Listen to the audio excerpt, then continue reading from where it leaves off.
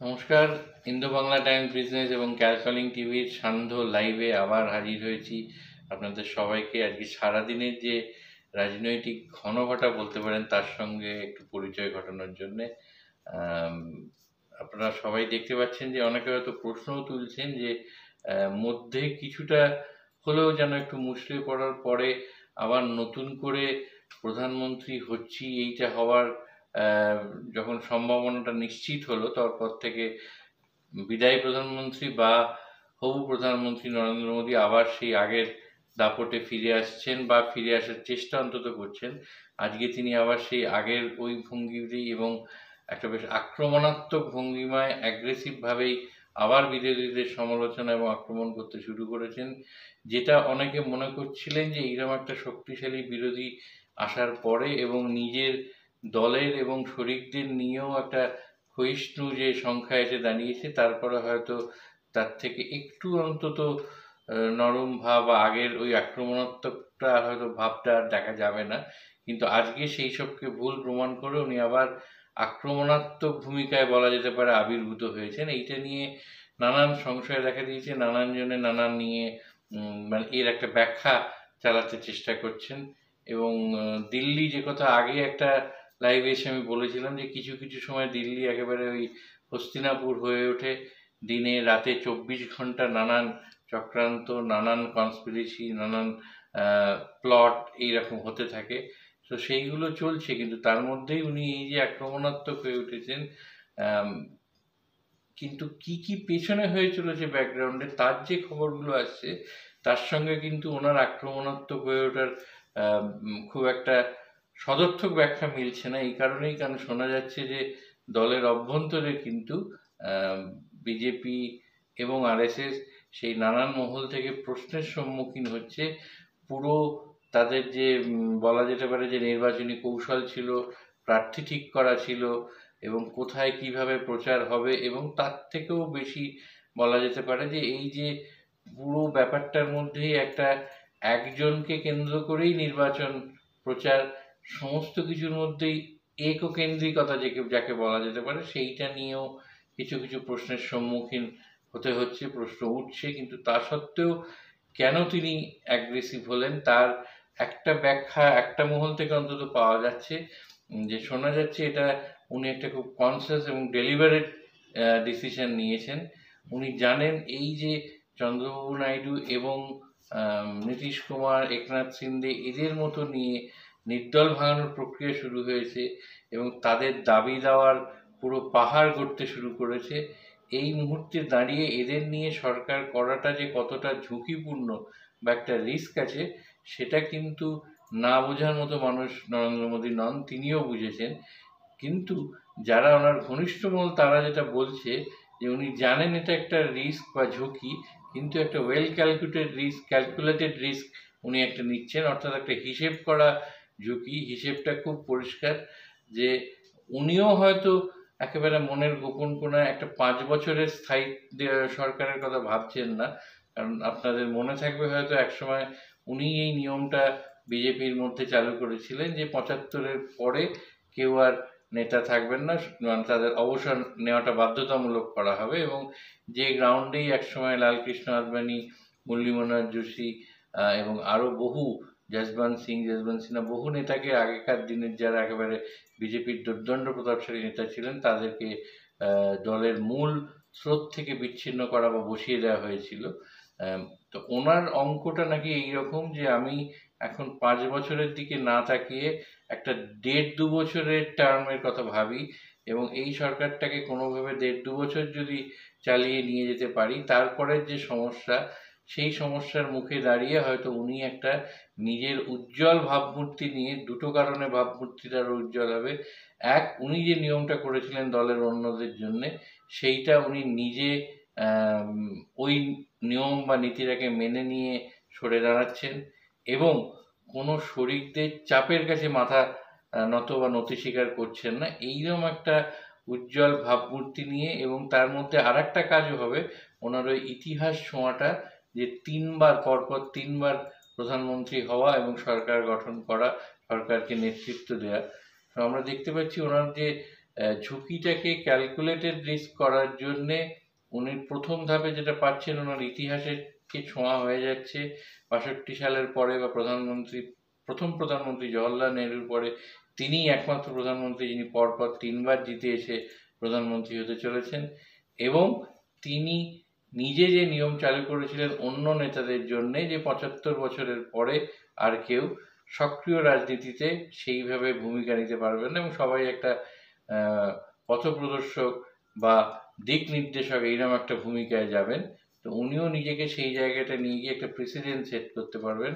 এবং তৃতীয়ত, যদি সেই সময় দেখা যায় শরিকদের দিক থেকে কোনো দাবি দেওয়া সংক্রান্ত চাপটা এমন পর্যায়ে পৌঁছে গেছে যে উনি সেই চাপটা না নিয়ে উনি সরে দাঁড়ালেন যে আমি এই চাপ মানে ওদের সমস্ত দাবি দেওয়ার সঙ্গে কম্প্রোমাইজ করে মেনে নেওয়া, তার মধ্যে আমি থাকছি না। সো ৩ বা ৪ দিক থেকে দেখতে গেলে কিন্তু উনি এইগুলোকে মাথায় রেখে হয়তো খুব দীর্ঘমেয়াদে না ভেবে উনি ভেবেছেন যে ১.৫-২ বছর যদিও অন্তত থাকতে পারি, তাহলে ওই সে বলেন যতদিন বাঁচবো রাজার মতো বাঁচবো, সেইরকম একটা দৃষ্টিভঙ্গি বা অ্যাপ্রোচ থেকে হয়তো উনি হঠাৎ করে ভেবেছেন যে আর ওই কুঁকড়ে থাকা গুটিয়ে থাকার দরকার নেই, একটা অ্যাগ্রেসিভ বা আক্রমণাত্মক ভঙ্গিমা নিয়ে খেলাটা চালানো যাক। এইটা যেমন একটা দিক, তেমনি আর একটা দিক যেটা বলেছিলাম যে উনি বাইরে যতটাই এইভাবে আক্রমণাত্মকভাবে এগিয়ে আসুন না কেন, দলের ভেতর থেকে এটা এখনো পরিষ্কারভাবে জানা যাচ্ছে না যে সামনাসামনি কেউ ওগুলো প্রশ্ন তুলতে শুরু করেছে কিনা, কিন্তু দলের মধ্যে থেকে এই ধরনের প্রশ্ন যে উঠছে সেটা উনি নিজেও জানেন। যেমন অনেকে গডকরি সাহেবের, নীতিন গডকরির একটা উদাহরণ দিয়ে খুবই চলছে সমাজ মাধ্যমে এবং অন্যান্য জায়গায়, যে ওনার একটা উদাহরণ দিয়ে উনি যা বলেছেন তারও বোধহয় ইঙ্গিতটা বা খোঁচার ইঙ্গিতটা প্রধানমন্ত্রীর দিকেই দিক নির্দেশ করা আছে। উনি একটা সুন্দর ম্যাথমেটিক্যাল উদাহরণ দিয়ে বলেছেন অ্যালজেব্রা থেকে, যে যদি কোনো একজন সব কিছুর মধ্যে থাকে এবং একটা এফার্ট দেয়, সেইটা যদি সেই লোকটা হয় তাহলে A² হয় তার রেজাল্ট, মানে তার সমস্ত এফার্টের বিনিময়ে সে ফলটা পেল A²। সিমিলারলি বি বলে আরেকজন ভদ্রলোক বা আরেকজন লোক যদি সেই এফার্ট দেন, সেটা হন B²। অতএব ওনাদের দুজনের মিলিত যোগফল হয় যেটা ফল, সেটা A² + B²। এইবার যদি দেখা যায় যে এ আর বি এক হয়ে কোনো লড়াইটা করে বা কোনো এফার্টটা দেয়, তাহলে যেটা হয় তার ফলটা A + B² = A² + B² + 2AB। লক্ষ্য করুন উদাহরণটার মধ্যে খুব একটা কিন্তু সূক্ষ্ম ব্যাপার আছে। এ আলাদা লড়ছে, বি আলাদা লড়ছে, এর রেজাল্ট হচ্ছে A², বির রেজাল্ট হচ্ছে B²। আমি লড়াইটার পরে দুজনকে এক জায়গায় আনছি, তখন ফলটা হচ্ছে সমষ্টি A² + B²। আর যদি আমি প্রথম থেকেই A + B একসঙ্গে এফার্টটা দেয়, তাহলে তার রেজাল্টটা হচ্ছে A² + B² + 2AB।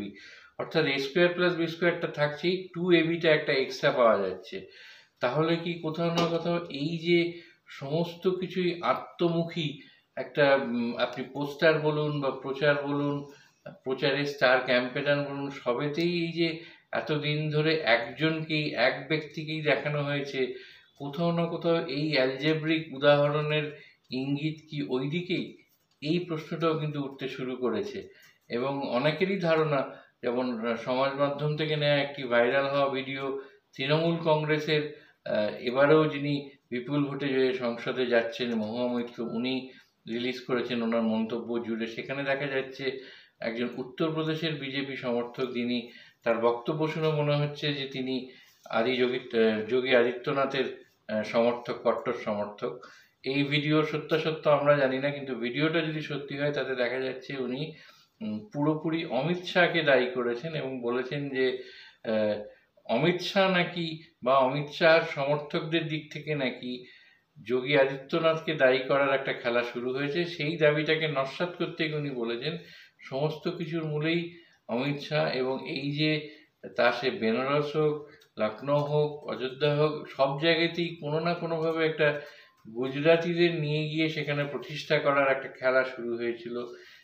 ক্যান্ডিডেট কে হবে সেটা ঠিক করা, তার মধ্যে উনি অনেক আর্থিক দিকও ইঙ্গিত করেছেন। তার মধ্যে যদি আমরা নাও ঢুকি, উনি যেটা বোঝা যাচ্ছে দলের মধ্যে কিন্তু একটা অন্তর্কলহ বা দ্বন্দ্ব এটা কিন্তু ক্রমশ বাড়তে শুরু করেছে। অর্থাৎ যখন ক্ষমতায় থাকে তখন এগুলো অতটা মাথাচাড়া দেয় না, যখনই একটা ক্ষমতা থেকে সরে যাওয়ার আশঙ্কা বা কিছুটা হলেও শক্তি, কিছুটা বলছি কেন, বেশ অনেকটাই শক্তি ক্ষয় হয়েছে, সেই ক্ষেত্রে কিন্তু এইগুলো মাথাচাড়া দিতে শুরু করে।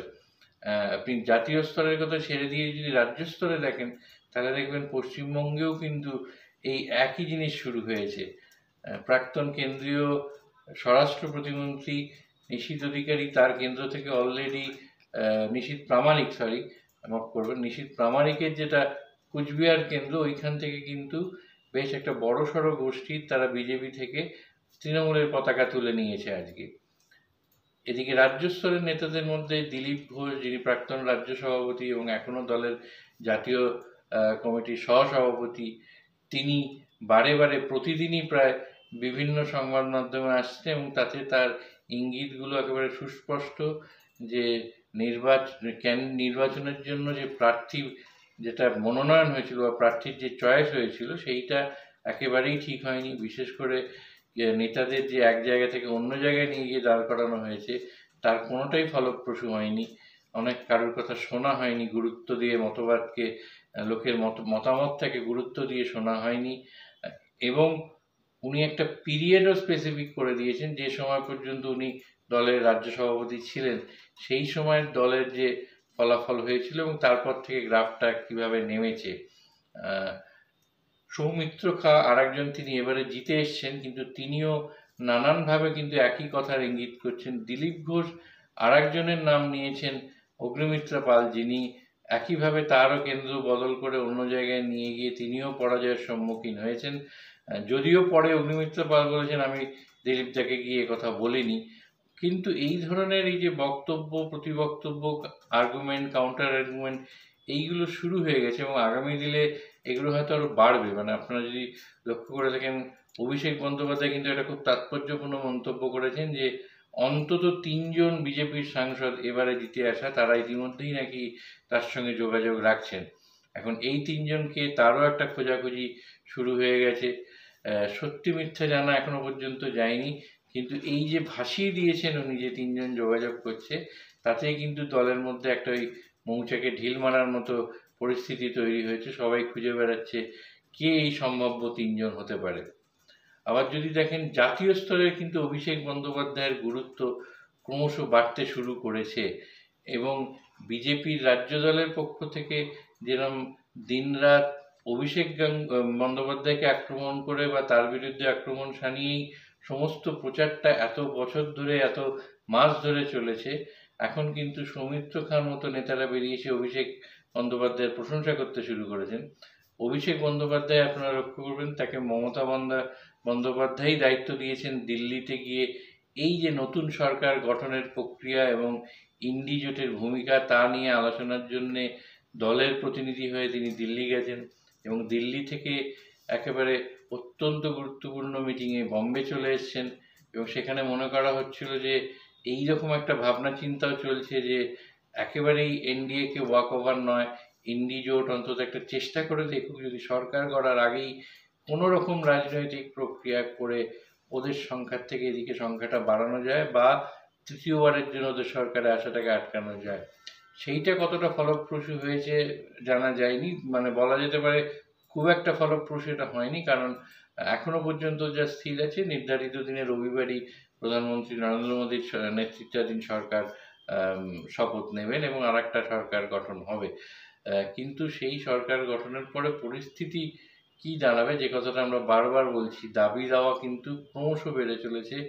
এমনকি সর্বশেষ যেটা হয়তো আপনারা এখনো দেখেননি, আমাদের একেবারে খুবই বিশ্বস্ত সূত্র যারা দেশীয় জাতীয় রাজনীতির খবরাখবর রাখেন, সেখান থেকে যা শোনা যাচ্ছে, চন্দ্রবাবু নাইডু, তিনি যেরকম বিচক্ষণ রাজনীতিবিদ, তিনি নাকি মন্ত্রী বেশি না চেয়ে সুপ্রিম কোর্টের চিফ জাস্টিস, সিবিআই এর প্রধান, এই ধরনের কিছু বিভিন্ন গুরুত্বপূর্ণ প্রতিষ্ঠানের শীর্ষ পদগুলো দাবি করতে পারেন, যেটা এদের পক্ষে ছেড়ে দেওয়া, বিজেপির পক্ষে সেই দাবি মেনে নেওয়া অত্যন্ত কঠিন হবে। মানে যেহেতু সব শরিকরা মন্ত্রণালয় চাইছে, সেইখানে চন্দ্রবাবু নাইডু এরকম একটা পাল্টা চাল দিতে পারেন যে আমার মন্ত্রী 1-2জন হলেই হবে, মন্ত্রী নিয়ে আমি বেশি দাবি দেওয়া জানাচ্ছি না, কিন্তু এই পদগুলো আমার চাই। মনে রাখতে হবে চন্দ্রচূড় যিনি এখন দেশের প্রধান বিচারপতি, তার কিন্তু অবসরের সময় এগিয়ে আসছে, এবং এই যে গুরুত্বপূর্ণ পদগুলো, একটা কিন্তু মূল অভিযোগ বিজেপি সরকার বা মোদী সরকার বা মোদী 2.0 যে সরকার যাকে বলা হতো তার বিরুদ্ধে আসতো, যে সমস্ত প্রাতিষ্ঠানিক যে ক্ষমতা বা কর্তৃত্ব সেটা একটা জায়গা থেকে কেন্দ্রীয়ভাবে চালানো বা পরিচালনা করা হতো। কাজেই এই প্রতিষ্ঠানগুলোর শীর্ষ পদের দায়িত্ব বিজেপি কখনোই নিজের হাত থেকে ছাড়তে চাইবে বলে মনে হয় না।